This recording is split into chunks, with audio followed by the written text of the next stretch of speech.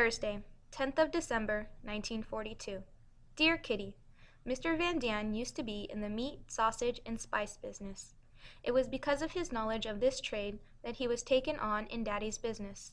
Now he is showing the sausagey side of himself, which, for us, is by no means disagreeable. We had ordered a lot of meat, under the counter of course, for preserving in case we should come upon hard times. It was fun to watch, first the way the pieces of meat went through the mincer 2 or 3 times, then how all the accompanying ingredients were mixed with the minced meat, and then how the intestine was filled by means of a spout to make the sausages. We fried the sausage meat and ate it with sauerkraut for supper that evening, but the Gelderland sausages had to be thoroughly dried first, so we hung them over a stick tied to the ceiling with a string. Everyone who came into the room began to laugh when they caught a glimpse of the row of sausages on show. They looked terribly funny. The room was in a glorious mess. Mr. Van Daan was wearing one of his wife's aprons, swathed around his substantial person.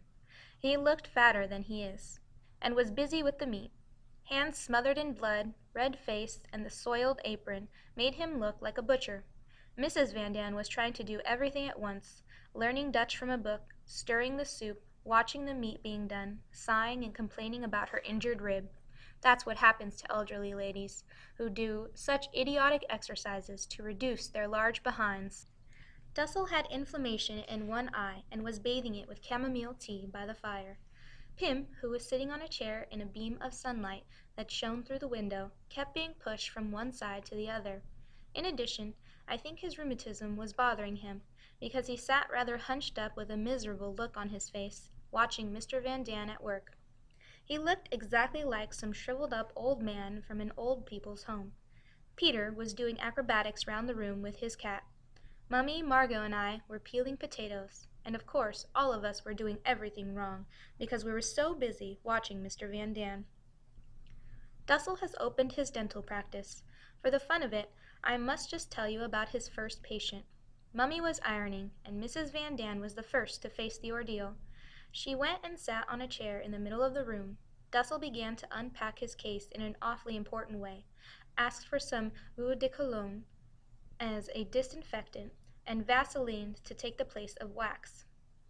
He looked in Mrs. Van Daan's mouth and found 2 teeth which, when touched, just made her crumple up as if she was going to pass out, uttering incoherent cries of pain.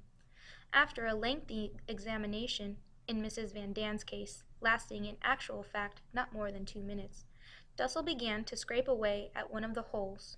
But no fear, it was out of the question. The patient flung her arms and legs about wildly in all directions until at one point Dussel let go of the scraper that remained stuck in Mrs. Van Daan's tooth. Then the fat was really in the fire. She cried, as far as it was possible with such an instrument in one's mouth, tried to pull the thing out of her mouth, and only succeeded in pushing it in further. Mr. Dussel stood with his hands against his side, calmly watching the little comedy. The rest of the audience lost all control and roared with laughter. It was rotten of us, because I, for one, am quite sure that I should have screamed even louder. After much turning, kicking, screaming, and calling out, she got the instrument free at last, and Mr. Dussel went on with his work as if nothing had happened. This he did so quickly that Mrs. Van Daan didn't have time to start any fresh tricks. But he'd never had so much help in all his life before. 2 assistants are pretty useful. Van Daan and I performed our duties well.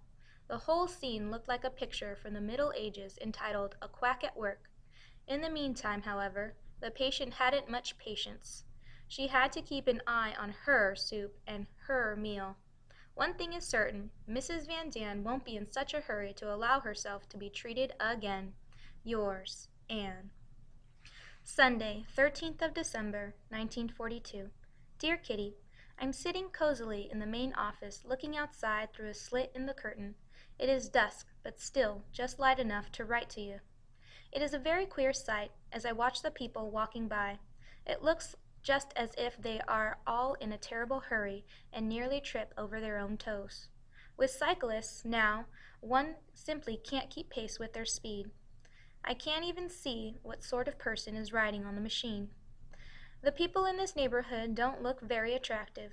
The children especially are so dirty you wouldn't want to touch them with a barg pole. Real slum kids with runny noses. I can't hardly understand a word they say.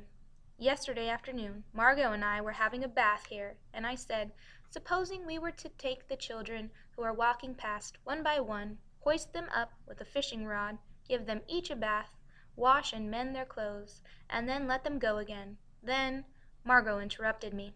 By tomorrow, they would look just as filthy and ragged as before. But I'm just talking nonsense. Besides, there are other things to see, cars, boats, and rain. I like particularly the screech of the trams as they go by. There is no more variety in our thoughts than there is for ourselves. They go round and round like a roundabout, from Jews to food, and from food to politics. By the way, talking of Jews, I saw 2 Jews through the curtain yesterday. I could hardly believe my eyes. It was a horrible feeling, just as if I'd betrayed them and was now watching them in their misery.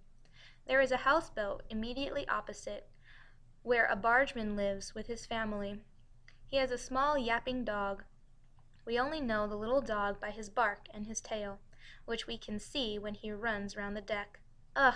Now it's started to rain, and most of the people are hidden under umbrellas. I see nothing but raincoats and occasionally the back of someone's hat. Really, I don't need to see more. I'm gradually getting to know all the women at a glance, blown out with potatoes, wearing a red or a green coat, trodden down heels, and with a bag under their arms. Their faces either look grim or kind, depending on their husband's disposition. Yours, Anne. Tuesday, 22nd of December, 1942. Dear Kitty, the secret annex has heard the joyful news that each person will receive an extra quarter of a pound of butter for Christmas. It says half a pound in the newspapers, but that's only for the lucky mortals who get their ration books from the government, not for Jews who have gone into hiding, who can only afford to buy 4 illegal ration books instead of 8. We are all going to bake something with our butter. I made some biscuits and 2 cakes this morning. Everyone is very busy upstairs, and Mummy has told me I must not go there to work or read until the household jobs are done. Mrs. Van Daan is in bed with her bruised rib, complains the whole day long, allows herself to be given fresh dressings all the time, and isn't satisfied with anything. I shall be glad when she is on her feet again and tidies up her own things, because I must say this for her, she's exceptionally industrious and tidy. All the while, she is healthy in mind and body. She is cheerful, too. Just as if I didn't hear enough shh, shh during the day for making too much noise, my gentleman bedroom companion now repeatedly calls out shh, shh to me at night, too. According to him, I am not even allowed to turn over. I refuse to take the slightest notice of him, and shall go shh, shh back at him the next time. He makes me furious, on Sundays especially, when he turns the light on early to do his exercises. It seems to take simply hours, while I, poor tormented creature, feel the chairs, which are placed at the head of my bed to lengthen it, slide backwards and forwards continually under my sleepy head. When he has ended with a couple of violent arm-waving exercises to loosen his muscles, his lordship begins his toilet. His pants are hanging up, so to and fro he must go to collect them. But he forgets his tie, which is lying on the table. Therefore, once more, he pushes and bumps past the chairs to get it. But I won't bore you any longer on the subject of old men. I won't make things any better, and all my plans of revenge, such as disconnecting the lamp, shutting the door, hiding his clothes, must be abandoned in order to keep the peace. Oh, I'm becoming so sensible. One must apply reason to everything here, learning to obey, to hold your tongue, to help, to be good, to give in, and I don't know what else. I'm afraid I shall use up all my brains too quickly, and I haven't got so very many. Then I shall not have any left for when the war is over. Yours, Anne. Wednesday, 13th of January, 1943. Dear Kitty, everything has upset me again this morning, so I wasn't able to finish a single thing properly. It is terrible outside. Day and night, more of those poor, miserable people are being dragged off with nothing but a rucksack and a little money. On the way, they are deprived even of those possessions. Families are torn apart, the men, women, and children all being separated. Children coming home from the school find that their parents have disappeared. Women return from shopping to find their homes shut up and their families gone. The Dutch people are anxious too. Their sons are being sent to Germany. Everyone is afraid. And every night hundreds of planes fly over Holland and go to German towns, where the earth is plowed up by their bombs, and every hour hundreds and thousands of people are killed in Russia and Africa. No one is able to keep out of it. The whole globe is waging war, and although it is going better for the Allies, the end is not yet in sight. And as for us, we are fortunate. Yes, we are luckier than millions of people. It is quiet and safe here, and we are, so to speak, living on capital. We are even so selfish as to talk about after the war, brighten up at the thought of having new clothes and new shoes, whereas we really ought to save every penny to help other people and save what is left from the wreckage after the war. The children here run about in just a thin blouse and clogs, no coat, no hat, no stockings, and no one helps them. Their tummies are empty. They chew an old carrot to stay the pangs, go from their cold homes out into the cold street, and when they get to school, find themselves in an even colder classroom. Yes, it has even got so bad in Holland that countless children stop the passerbyers and beg for a piece of bread. I could go on for hours about all the suffering the war has brought, but then I would only make myself more dejected. There is nothing we can do but wait as calmly as we can till the misery comes to an end. Jews and Christians wait. The whole earth waits, and there are so many who wait for death. Yours, Anne. Saturday, 30th of January, 1943. Dear Kitty, I'm boiling with rage, and yet I mustn't show it.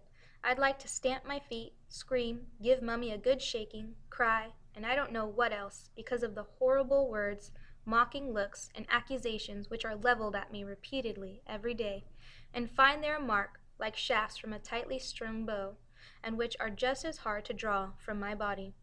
I would like to shout to Margot, Van Dan, Dussel, and Daddy too, leave me in peace. Let me sleep one night at least without my pillow being wet with tears, my eyes burning and my head throbbing. Let me get away from it all, preferably away from the world. But I can't do that. They mustn't know my despair. I can't let them see the wounds which they have caused. I couldn't bear their sympathy and their kind-hearted jokes. It would only make me want to scream all the more. If I talk, everyone thinks I'm showing off. When I'm silent, they think I'm ridiculous, rude. If I answer, sly if I get a good idea, lazy if I'm tired, selfish if I eat a mouthful more than I should, stupid, cowardly, crafty, etc., etc. The whole day long I hear nothing else but that I am an insufferable baby, and although I laugh about it and pretend not to take any notice, I do mind. I would like to ask God to give me a different nature, so that I didn't put everyone's back up. But that can't be done. I've got the nature that has been given to me, and I'm sure it can't be bad. I do my very best to please everybody, far more than they'd ever guess. I try to laugh it all off, because I don't want to let them see my trouble. More than once, after a whole string of undeserved rebukes, I have flared up at Mommy. I don't care what you say anyhow. Leave me alone. I am a hopeless case anyway. Naturally, I was then told I was rude and was virtually ignored for 2 days, and then, all at once, it was quite forgotten, and I was treated like everyone else again. It is impossible for me to be all sugar one day and spit venom the next. I'd rather choose the golden mean, which is not so golden, keep my thoughts to myself, and try for once to be just as disdainful to them as they are to me. Oh, if only I could. Yours, Anne.